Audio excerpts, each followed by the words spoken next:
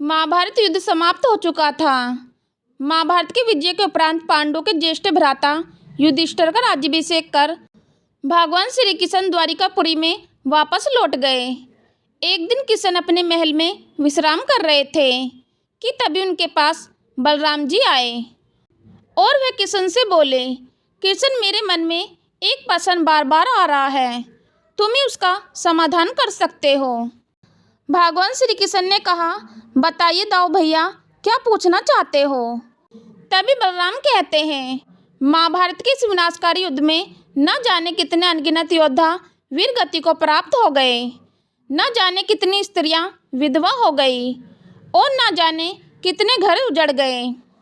ये सब सोचकर मेरा मन व्याकुल हो रहा है और मेरे मन को न जाने कितने अनगिनत सवालों ने घेर रखा है।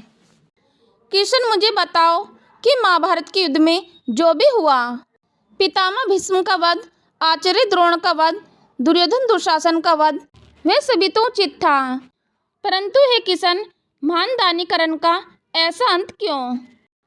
वे एक श्रेष्ठ मित्र, महान पराक्रमी योद्धा और महान दानेश्वर था, जिसने सव्यही माता कुंती को अर्जुन के सिवा किसी अन्य पांडव को मारने का वचन भी दिया था, जिसने अपने कवच और कुंडल ब्राह्मण वेश में आए देवराज इंद्र को दान दे दिए थे।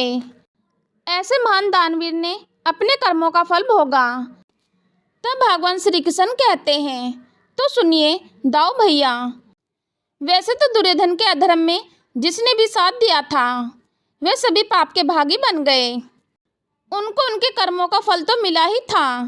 करण दानवीर होते हुए भी उनको भी दान से अर्जित पुण्य अंतिम समय पर साथ नहीं दे सके, क्योंकि जब महाभारत युद्ध में सात महारथियों के साथ अकेला युद्ध करता हुआ महावीर अभिमन्यु युद्ध भूमि में धराशायी हो गया था और वह पूरी तरह से घायल मृत्यु के द्वार पर खड़ा था, तब उसने युद्ध भूमि में अपने समीप खड़े अंगराज करण से अपनी प्यास बुझाने की याचना इस विश्वास से की थी कि भले ही वह शत्रु पक्ष का है, पर महान दानेश्वर होने के कारण वह करण उसकी प्यास को शांत करने के लिए जल अवश्य देगा।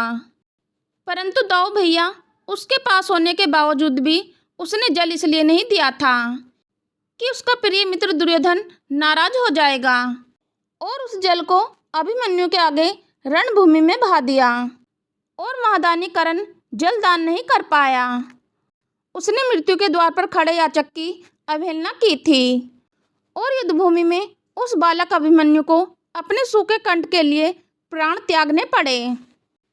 दाऊ भैया, सभी के पास जल होते हुए भी मृत्यु के द्वार पर खड़े हुए को जल नहीं दिया।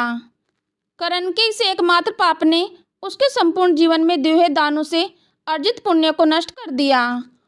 और बड़े भैया, काल की गति देखिए, उसे जल के स्रोत से उत्पन्न कीचड़ में करण के रथ का पहिया धंस जाता है और उस महारथी, महादानी और महापराक्रमी करण के अंत का कारण बन जाता है। यही तो कर्म का फल है दाऊ भैया, इसे मैं सवे भी नहीं रोक सकता।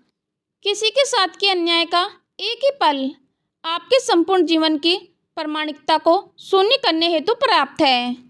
तो दोस्तों, यह थी आज की वीडियो। उम्मीद करती हूँ यह कहानी आप लोगों को अच्छी लगी होगी।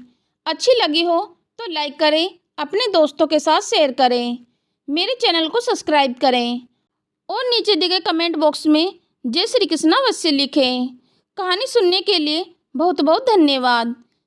मिलती हूँ एक और अच्छी कहानी के साथ।